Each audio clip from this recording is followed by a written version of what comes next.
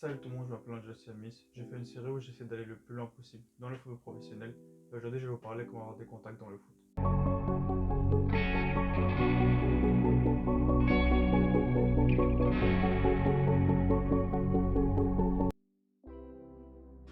Premièrement, on va commencer que moi aujourd'hui, j'ai 19 ans. J'essaie d'aller toujours le plus loin possible et en utilisant les contacts et les manières que je vais vous dire, vous allez pouvoir aller le plus loin possible dans le football et surtout essayer d'atteindre un but le plus vite. Aujourd'hui, je vais vous dire 3 manières pour avoir des contacts, que ce soit dans les réseaux sociaux, en contact ou même pendant un match. La première technique, c'est très simple, c'est les réseaux sociaux. Les réseaux sociaux, je parle de Instagram, LinkedIn. Je ne parle pas de tous les autres, que ce soit TikTok, Snapchat ou Facebook encore. Ça marche très peu. C'est pour ça que je vous parle que de ces réseaux sociaux-là. La particularité avec ces réseaux sociaux, c'est très simple d'avoir des contacts et c'est très simple d'envoyer des messages.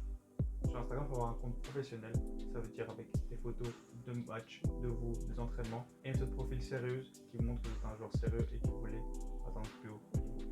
Ensuite, il y a LinkedIn. LinkedIn, c'est quelque chose vraiment pour les joueurs, donc je le conseille vraiment que pour les joueurs qui ont déjà un niveau, c'est-à-dire un joueur qui joue en semi-professionnel ou encore en professionnel ou qui a des contacts ou a déjà eu une expérience professionnelle. Je vous déconseille vraiment si vous êtes des joueurs amateurs ou des joueurs qui venez de commencer. Et surtout, il faut avoir un certain âge. Moi, je dirais vers tes 17 ans, 18 ans, essaye de t'inscrire là-dedans et tu vas voir que ça va très bien marcher. Personnellement, je vais vous mettre des photos.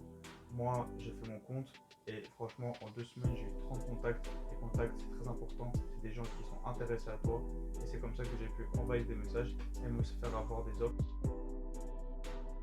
Sur LinkedIn, c'est très simple. Il y a des agents, il y a des joueurs. Les joueurs, il faut avoir des contacts avec les joueurs que vous connaissez, des joueurs qui peuvent vous aider pour aller plus haut. Ça veut dire si tu veux aller jouer en Espagne, contacte les joueurs qui sont dans cette équipe, contacte les joueurs de ce niveau-là, essaie de voir s'ils veulent t'accepter déjà sur leur LinkedIn.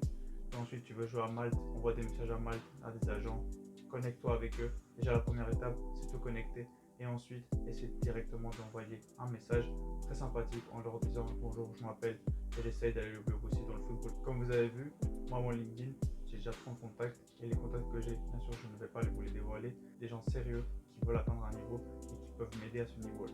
Comme j'ai dit, je déconseille vraiment à des joueurs qui ne sont pas à un niveau et qui n'ont pas des contacts. Si vous voulez avoir des contacts, c'est très tôt. Si vous n'êtes pas déjà semi-professionnel à 16 ans, il ne faut pas aller encore sur LinkedIn.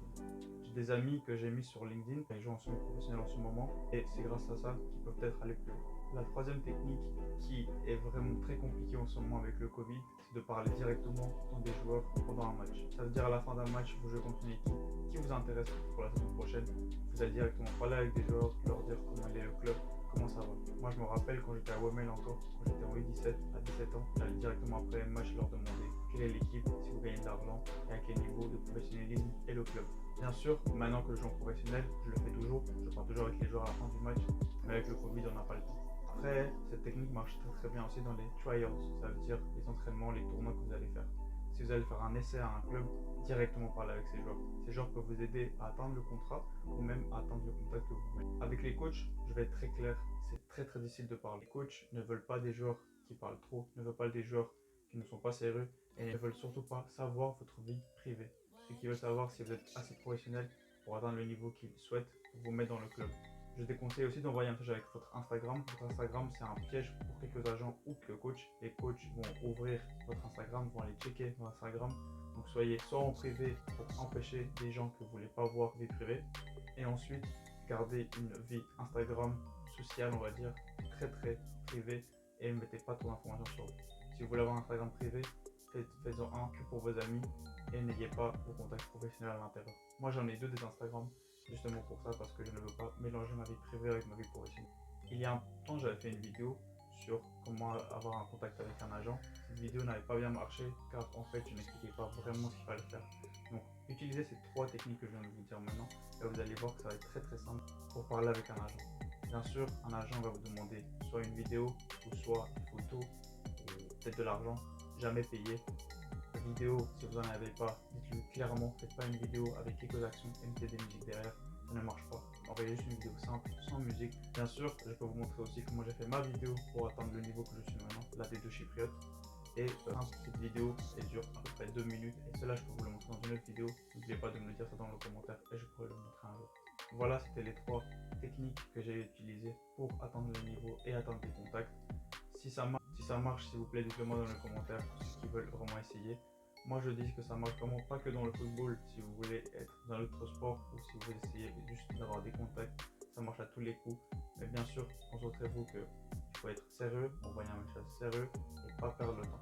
Tu vas perdre le temps à quelqu'un qui lit le message, soit il va pas le lire en entier et soit il va juste pas s'intéresser à toi. Il faut être clair, net et ça va toujours marcher. Ces 3 techniques, je rappelle, sont vraiment fiables. J'ai déjà essayé et ça marche vraiment à tous les coups. Merci d'avoir regardé cette vidéo. On se retrouve la semaine prochaine pour un nouveau RDT. Ciao les gars.